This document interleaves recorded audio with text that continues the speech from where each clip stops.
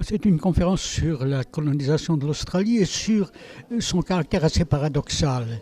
C'est une colonisation qui a été décidée un peu par hasard pour faire face à une surpopulation carcérale en Grande-Bretagne, pour contrer l'expansion française dans l'océan Indien et peut-être dans le Pacifique.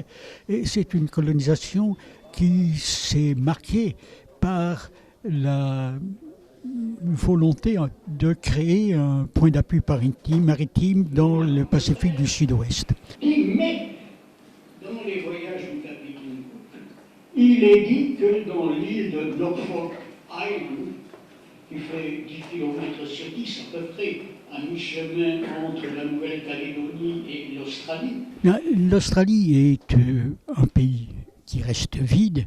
Il y a une carte que je n'ai pas commentée, mais dans laquelle on montre que les densités de population de plus de la moitié du pays sont comprises entre un habitant pour 80 km² ou un habitant pour 8.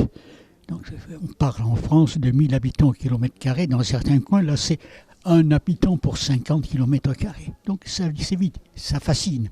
Avec de grands espaces vierges ou qui ont l'air vierges, qui n'ont été exploités que par un élevage.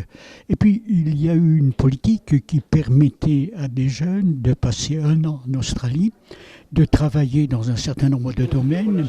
C'est ce que je viens de vous présenter.